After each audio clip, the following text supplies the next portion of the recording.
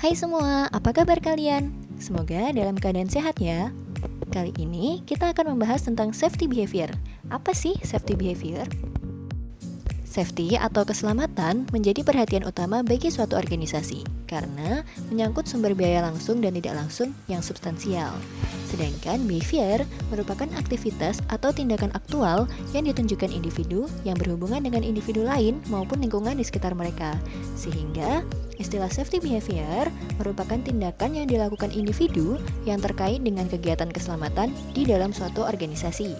Safety behavior juga bertujuan untuk mencegah terjadinya kecelakaan kerja maupun cedera dalam melakukan pekerjaan. Safety behavior memiliki dua dimensi loh. Apa aja sih dimensinya? Yang pertama, ada safety compliance.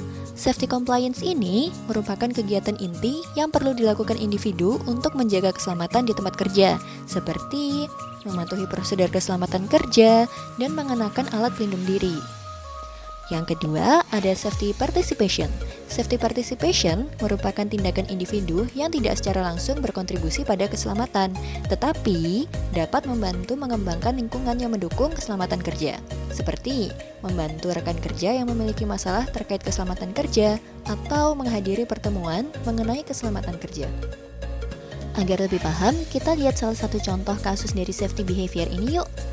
Dalam sebuah video, ada seorang karyawan yang telah bekerja selama 3 tahun di galangan kapal. Namun, karyawan ini tidak suka mengenakan alat pelindung diri saat bekerja dengan alasan ketidaknyamanan.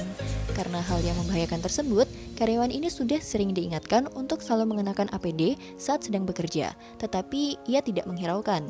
Sampai akhirnya, karyawan ini mengalami NID atau Noise Induced Deafness atau gangguan pendengaran. Gangguan pendengaran NID ini sebenarnya dapat dicegah loh apabila karyawan tersebut selalu mengenakan penutup telinga saat bekerja.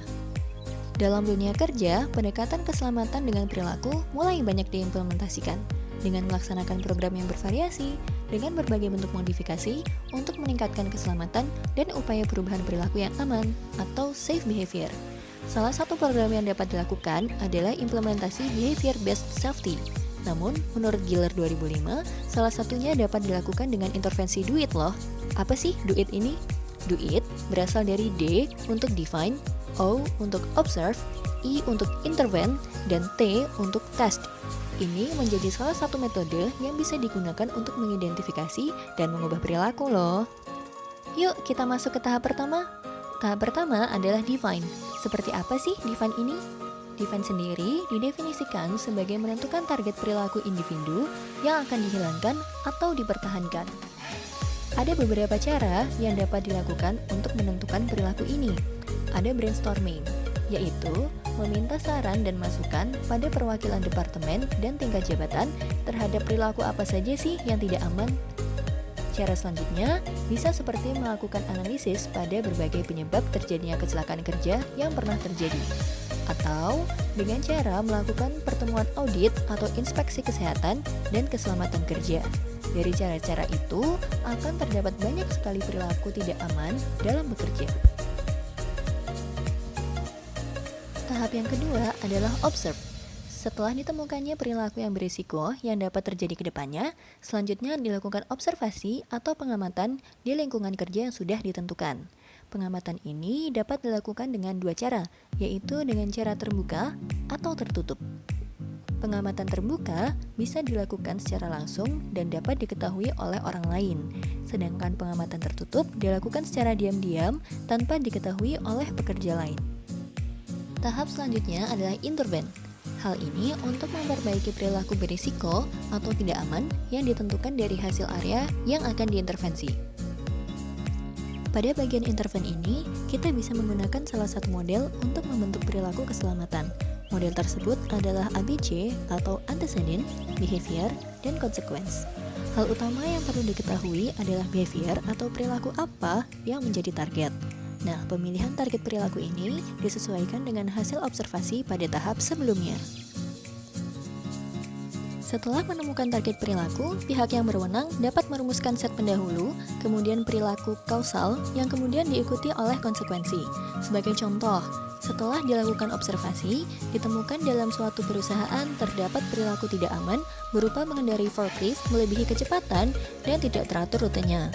Nah, dari masalah tersebut, perilaku yang ingin diubah adalah mengendarai forklift dengan jalur dan kecepatan tertentu.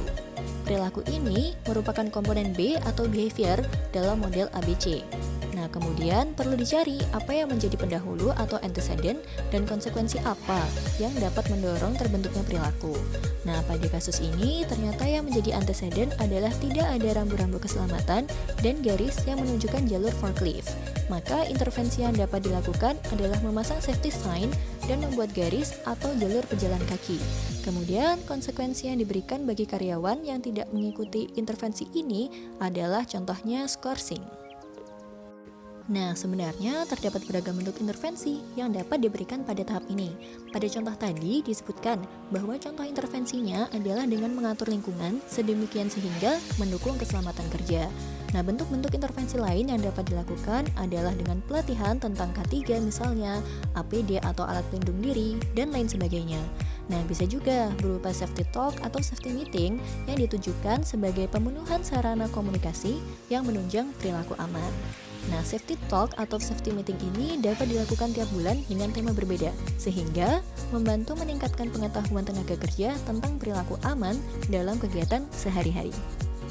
Sementara bentuk konsekuensi sendiri tidak harus berupa punishment atau hukuman, seperti contoh yang tadi. Hal lain yang dapat diterapkan adalah pemberian reward atau penghargaan, seperti pemberian barang atau pemasangan foto di tempat kerja bagi karyawan yang selalu menaati prosedur keselamatan kerja. Lalu, ada tahap terakhir, yaitu test, yaitu tahap pengukuran dampak dari intervensi yang dilakukan dengan pengamatan dan pencatatan terhadap perilaku yang beresiko selama intervensi. Cooper juga mengidentifikasi 7 kriteria yang sangat penting bagi program pelaksanaan safety behavior. Yang pertama adalah melibatkan partisipasi karyawan berdasarkan participatory approach. Yang kedua adalah memusatkan perhatian secara spesifik pada perilaku tidak aman. Ketiga adalah data observasi. Keempat adalah proses pembuatan keputusan. 5 adalah melibatkan intervensi secara sistematis dan observasional. Keenam adalah menitik beratkan pada umpan balik terhadap perilaku pekerja. Dan yang terakhir adalah dukungan penguatan dari manajer. Nah, itu tadi adalah penjelasan safety behavior dari dasarnya hingga cara mengintervensinya. Semoga dapat dipahami ya, dan jangan lupa jaga keselamatan bekerja.